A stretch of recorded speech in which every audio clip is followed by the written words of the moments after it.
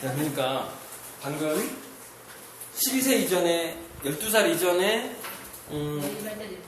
이런 그러니까 성격 자체가 세팅이 좀 되는 경향이 있단 말이에요. 그 아이가 미래에 살아갈 스타일이 이제 굳어지는 거죠. 근데 그거를 바꿀 수 있는 때가 언제냐면 사춘기 때인데, 제가 아까 그 어린애들을 굶긴 상태에서 요리에 참여시키라고 했잖아요. 그때 아까 했던 얘기가 뭐냐면, 노르아드레날린과 아드레날린 배가 고플 때 나오는 그 상황이 두뇌에서 세팅을 다시 해주면 생각을 다시 하게 해준다고 했잖아요. 그러니까 두뇌 자체를 현명하게 해주는 게 노르아드레날린이라는 호르몬이에요. 근데 그게 사춘기 때 가장 많이 나와요. 그냥 체질적으로. 성호르몬. 그때 왜 많이 나오냐면 그때가 번식기이기 때문에 그래요. 번식기에는 그 모든 동물은 그 아드레날린 수치가 올라갑니다. 왜냐면은 번식기 때는 상대방 수컷이든 남컷이든 경쟁을 해야 되거든요. 그러니까 사춘기는 무슨 얘기냐면 경쟁기예요. 그 인간을 그냥 동물로 봤을 때도 마찬가지고, 근데 주로 뭐의 경쟁기냐면 번식의 경쟁기입니다. 그게 그 진화생물하고 봤을 때. 그래서 그때 사춘기 때는 자기 두뇌를 혁명할 수 있는 호르몬이 늘 많은 상태인 거예요. 그래서 13살에서 18살 그 사이에 멘토를 만나느냐, 롤모델이나 멘토, 자기 비전, 꿈, 목표 이런 것들을 설정하느냐, 만나느냐 못 만나느냐가 천지 차이를 만들어내게 됩니다. 그러니까 그 12살 이전에 얘가 어떻게 살아왔든지 상관이 없어요. 왜? 이때가 완전히 다시 재설정을 하는 시기이기 때문에 그래요. 13살 이후가. 그래서 그 강남의 부자 엄마들이 자기가 자신 없으니까 잘하는 집 엄마한테 그냥 자기 자식을 맡겨버리잖아. 새로운 환경과 새로운 멘토를 만나게 해줘버리거든요. 그럼 얘는 혁명기가 되거든요. 그래서 우리나라에 좀 필요한 교육기관이 뭐냐면, 초등학교 고학년이 됐을 때 기숙형 학교가 좀 많이 필요해요. 멘토들이 많이 투입돼요. 그러니까 자기 부모로부터 영향력을 벗어나는 11살 이후에. 그러니까 저학년, 고학년이 약간 틀리단 말이에요. 호르몬 자체가 그때부터 바뀌기 시작한단 말이에요. 그 시냅스 구조가. 그래서 11살 무렵에 얘가 그 진로지도라든가 이런 것들을 부모가 안 돼요, 이미. 그건 부모의 손을 떠나야 됩니다. 제일 잘 되는 게 선배한테 제일 잘 돼요, 선배. 서너 살 위나 이렇게 대학생이나 이런 애들한테 잘 되거든요. 그래서 그런 어떤 젊은 멘토들이 수시로 왔다 갔다 하는. 그래서 통합학년제가 좋은 게 바로 이제 그런 건데, 그런 환경에서 좀 기숙 환경이 왜 좋냐면은 대인관계 진행 때문에 그래요. 외동이들이 많잖아요, 요즘에. 집안에 형제가 없잖아요. 그러니까 거기서 단체 생활이라든가 서로 양보해야 되고, 거기서 뭐가 발달하냐면 사람 보는 눈이 발달하거든요. 사람 보는 눈이. 근데 이 미래에는 이런 환경에서, 이런 복잡한 환경에서 자기가 창의성을 발휘하면서 살아갈 때는요, 사람 보는 눈이 굉장히 중요해요. 근데 아까 얘기했듯이 미래 예측 능력은 자기가 실수해본 경험이 없으면 안 생기듯이, 사람 보는 눈은 사람들을 많이 겪어보지 않으면 안 생겨요. 진짜 모릅니다. 살면서 많이 아마, 지금 나이가 지금 대략 한 30대 뭐 저 정도 나이 뭐 보니까 50도 아직 안 됐고 40대 뭐 이렇게 한 40대 되면 다 알아요. 머리가 풀어야 돼. 40대 되면은 극명하게 나뉩니다. 그 사람이 어렸을 때 많은 사람을 겪어본 사람이냐, 겪어보지 않고 책에만 빠져서 살았던 사람이냐에 따라서 마지막에 결정적으로 큰 차이가 나는 게 뭐냐면 사람 보는 눈이에요. 이 사람은 아예 없어요. 아예 없는 사람이 있잖아. 그냥 깜짝 놀랄 정도로 없는 사람이 있어요.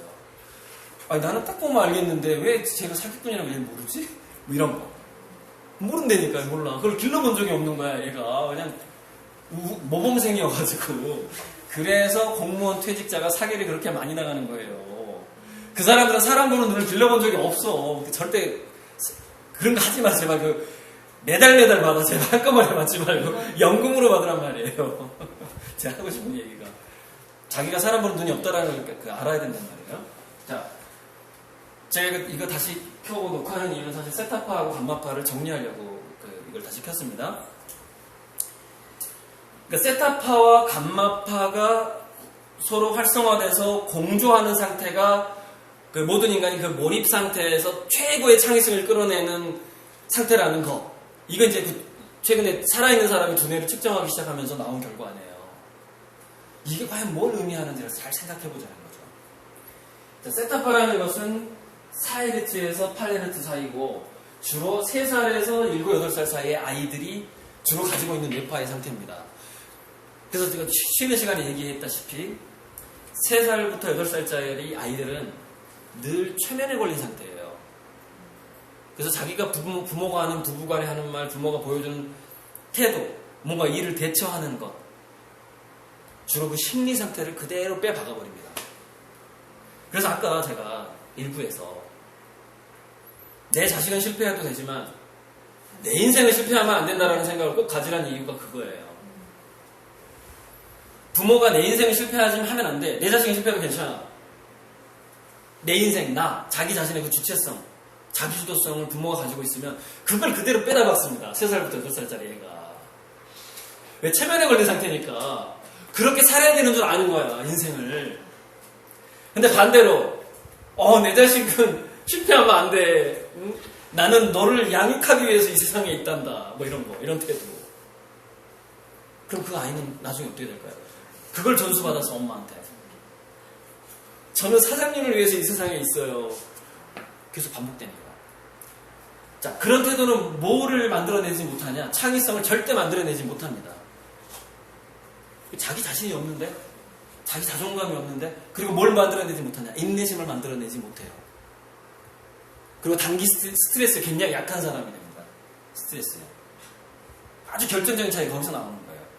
그때 그 엄마 아빠의 태도를 얘가 그대로 복사해버린다는 거예요.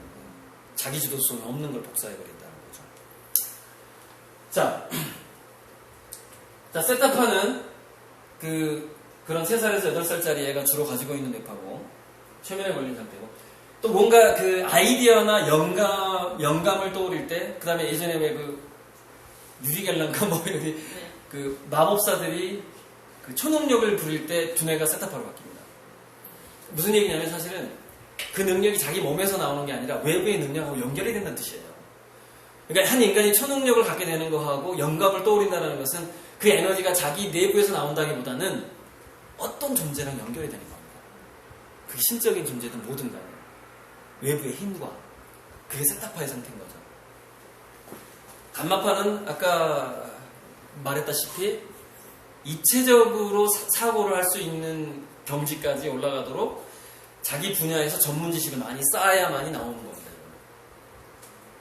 만약에 과학자라면은 수없이 반복되는 실험을 많이 했을 때 거기에 대한 그 입체 지각을 할 수가 있게 되거든요. 운동선수라면은 그 축구를 뛴 시간이 굉장히 중요해요. 연습량이 굉장히 중요합니다. 그러니까 실전에서 많이 싸워본 애가 제일 잘 싸우듯이 그 축구도 실전에서 많이 뛰어본 애들이 여러 팀하고 같이 이렇게 상대를 해보면은 다양한 케이스를 얘가 학습을 하잖아요. 그러면 예측 수비가 가능해지고 공격할 때 공이 어디로 떨어질지 자기가 예측할 수 있단 말이에요. 물론 이제 축구를 배우기 전에 어렸을 때 어떻게 많이 다쳐보고 그 다양한 넓은 환경에서 컸느냐가 중요하고 일단은.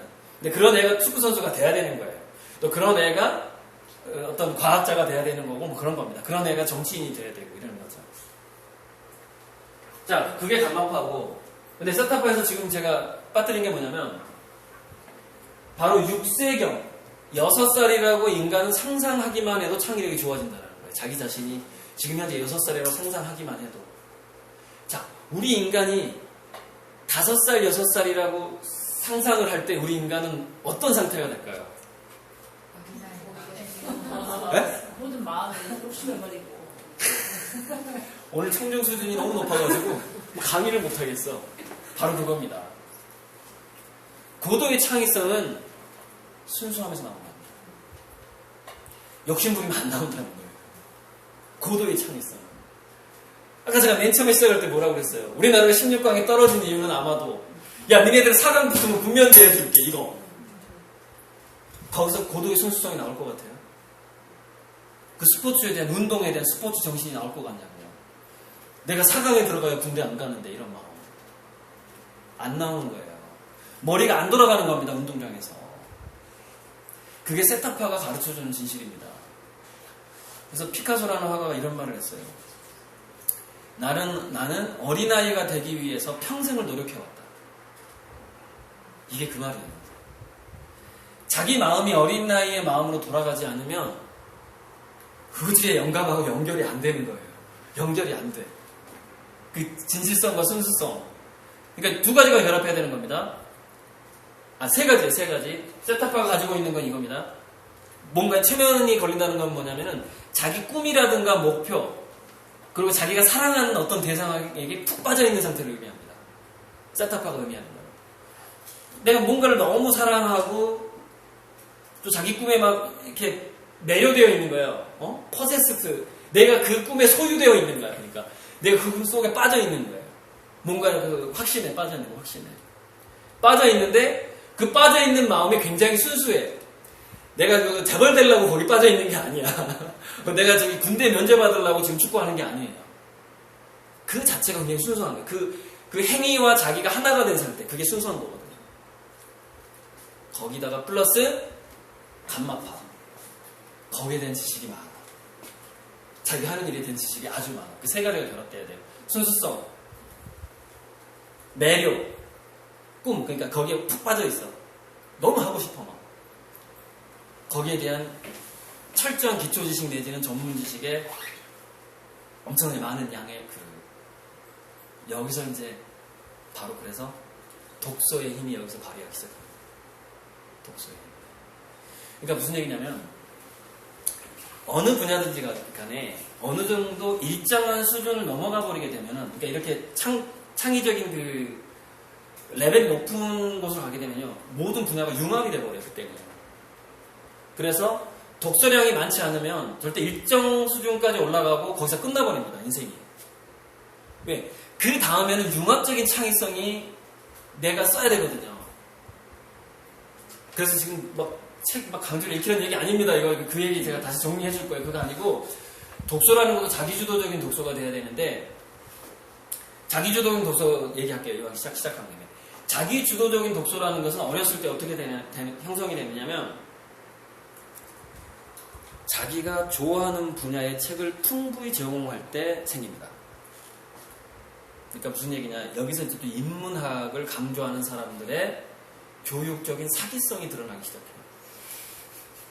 초등학교 때 그 있잖아요, 그 이지성 씨 책 보면은 추천도서 쫙 나오잖아요. 초등학교 때 이거 봐야 되고, 중학교 때 이거 봐야 되고, 저거 봐야 되고. 완벽한 사기인 거예요. 나 이거 유튜브에 올릴 거야. 진짜 사기. 왜 사기냐? 옛날 사람들이 인문학 책을 보고 성공할 수 있었던 이유는 뭐냐면, 그 책을 감동적으로 만났기 때문이에요. 지금 이거랑 여기서 벗어나지 않습니다. 그 책을 읽고 자기가 뭔가에 푹 빠진 거예요. 매료가 된 거예요. 그러면 책 한 권만 보고도 성공합니다. 책 한 권만 보고도. 책 많이 본다고 성공하는 게 아니에요. 얼마나 감동을 받았느냐예요. 그 책에서. 그런데 지금 책이 이렇게 흔해져 있고, 도서관도 이렇게 흔해져 있고, 엄마가 막 강제로 책을 읽히고 막 끌고 도서관에 가는 상황에서 걔가 그 책에서 감동을 받을 수 있을 것 같아요? 트라우마가 생깁니다. 책은 지옥이야. 책은 지옥인 것 같아. 아무래도 이렇게 돼버리는 거예요. 걔가 어떻게 자기주도적인 독서를 하며 30대 40대 대학교 갔을 때 수많은 책을 빠른 속도로 섭렵하는 애가 되냔 말이에요. 그럼 융합적인 지식에 도달을 하지 못하거든요. 결국 감마파는 안 되는 겁니다.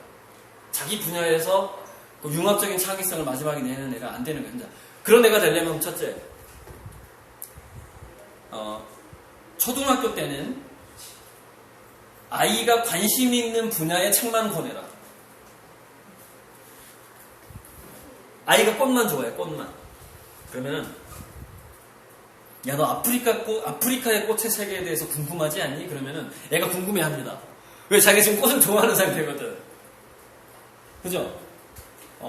자기 아마존에 무슨 고원에 가면 말이야, 화산 뭐가 있는데, 엄마가 보니까 거기가 절벽이 한 1000m 되는데 1000m 고원의 생태계가 있어. 거기 가면 막 신기한 꽃들이 너무 많은 거야. 엄마가 그 책을 어떻게 해서든 빌려가지고 올게. 그 책이 지금 예약자가 100명이 지금 밀렸는데, 응? 막 매일 아침 가서 줄을 서서라도 내가 빌려올 거야. 거짓말이지만, 살 수 있지만, 돈 주고 살 수 있지만, 이런 거짓말이 왜 필요해요? 감동. 그 책을 만나는 감동이 중요하다니까요, 지금. 추천도서를 읽는다고 절대 성공하지 않는다니까. 그래서 그 감동, 그리고 초등학교 때 자기가 몰입했던 분야의 그 송유근이라는 그 학생이 몰입했던 분야는 요트 조립이잖아요, 요트 조립. 그 아빠가 그 외국에 비싼 요트를 줘가지고 걔가 그때 초등학교 그래서 영어 사전을 찾기 시작했다는 거 아니에요. 그 요트를 조립하려고. 그러니까 설명문이 영어로 돼 있는 거야. 설명문이. 그걸 해석하지 않으면 내가 이 좋아하는 요트를 조립하기가 힘들어. 그래서 그때부터 영어 사전을 보기 시작했다는 거야, 초등학교 때. 이게 바로 감동입니다, 감동. 감동의 깊이, 크기. 책을 만났을 때. 그런데 지금 안타깝게도 지금 책이 너무 흔한 환경이기 때문에 그래서 그 감동을 다른 방법으로 아이들에게 그 책과 감동적인 만남을 주기 위해서 그 아이가 현재 관심이 있는 분야의 책이 아니면은 권하지 말라는 거야, 아예 권하지 말아라. 아예 권하지 말아라라는 거는 좀 그렇고 그냥 길바닥에 좀 이렇게 놔두세요. 이렇게 추천 도서를 사가지고 그냥 꼽아만. 그럼 지가 좋을 때 그냥 보게끔. 하지만 그걸 권하지 말란 말이에요. 왜? 그럼 감동이 줄어든다니까. 그럼 걔 두뇌는 자기주도적인 독서를 못하는 애가 돼버리는 거예요. 그래서 애가 지금 축구에 빠졌으면 축구에 관련된 책만 많이 갖다 놓는 거예요, 집에. 이렇게. 그것만 막 빌려다가. 무슨 그 책 4권씩 일주일에 빌려주는 그 업체 있잖아요. 응? 그거. 야, 이거 엄마가 한 달에 얼마 주고 이거 빌려주는 줄 알아? 이거? 너 이거 4권 안 읽으면 엄마가 지금 가계부에서 얼마 손해보는 줄 알아, 이거? 이거 감동 완전 제로입니다, 이거. 감동 제로. 그 책 4권씩 일주일에 빌리는 업체에서 감동 있게 그 책을 읽게 하는 방법은 한 권만 읽어도 돼, 이거예요. 엄마가 나한테 자유를 주네? 나의 선택권을 인정을 해주는데? 최소한 자기주도성 내지는 뭔가 자기 결정성을 인정해준다라는 감동이라도 있죠. 3권 이상은 꼭 읽어야 돼. 이러면은 과연 그 아이가 그 책과의 감동과 그 사랑에 빠질 수 있냐고요, 그 책에. 그래서 사실 그 사업체도 좀 바꿔야 되는 게 책을 한 7권쯤 주고 4권 너무 약해. 하루에 1권. 일주일에 7권을 대여를 해주고 그 중에서 한두 권만 선택해서 읽게 해야 돼요. 저는 한 권만 선택하게 할 것 같아요, 진짜. 내가 진짜 현재 그 나이 또래 애를 키운다면. 자, 어쨌든 이게 책과의 그 감동이 중요하다는 것이고, 제가 또 초등학교 때 그 자기가 좋아하는 분야의 책을 깊이 그 분야에서만 한번 접해보라고 하는 이유는 뭐냐면, 바로 또 세타파와 관련된 겁니다. 그게 뭐냐면, 몰입 능력을 길러줘요. 몰입 능력. 그러니까 미래에는, 세타파와 감마파도 좀 관련이 되는데, 감마파에서 입체지각과 통찰과 추리를 한다는 얘기는 뭐냐면, 보통 사람들이 알고 있는 지식보다 좀 더 섬세하게 지식을 더 많이 알고 있다는 뜻이에요. 반개 지식, 더 넓은 분야의 그 어떤 지식을 이미 가지고 있다는 뜻이거든요. 그렇지 않으면 입체적인 추리를 못합니다. 그러니까 사회학도 알고 생물학도 알고 뭐 이렇다는 뜻이에요. 그래서 그래서 미국에서는 전공이 보통 3개씩 됩니다. 3개씩. 근데 그 전공을 인문학만 하는 애가 별로 안 좋아해요. 지금 미국 기업에서 가장 선호하는 신입사원의 전공이 있어요. 미술대학입니다. 미술대학. 미래 사회는 텍스트 언어에서 이미지로 다 넘어가거든요. 그러니까 이미지에서 뭔가를 다룰 수 있는 사원들이 필요한 거예요. 연구자들이. 그러다 보니까 MBA 출신, 경제경영 출신이 확 줄어들고 미대 출신이 뜨고 있는데 이 미대 출신이 가장 높고 그 다음에 이제 따라오는 게 생물학이라든가 철학, 인문학 이런 사람들이 그 다음에 따라옵니다. 심리학 이런 사람들. 경제경영으로 안 된다는 게 이제는 굉장히 그 복합적인 그 입체 지식이 필요해요. 미래의 그 창의성을 만들어내기 위해서는. 그게 세타파와 감마파였어요. 3가지 얘기하고 잠시 휴식하겠습니다. 세타파는 2가지를 가지고 있다. 자기가 뭔가에 매료되어 있다. 정신이 순수하다. 간마파는 기초 지식이 굉장히 풍부한 데다가 융합적인 지식 사고를 할 수 있을 만큼 독서량이 풍부하다 라는 거예요. 근데 여기에 도달시키는 방법 자체를 자기주도적으로 하지 않으면 이건 소용이 없어요. 아무튼 그게 그 이번 강의 이번 시간의 주제였습니다. 잠시 쉬었다가요 마무리 강의를 하고 질의응답을 하고서 마무리하면 되겠네요. 네, 끝내고 갈게요.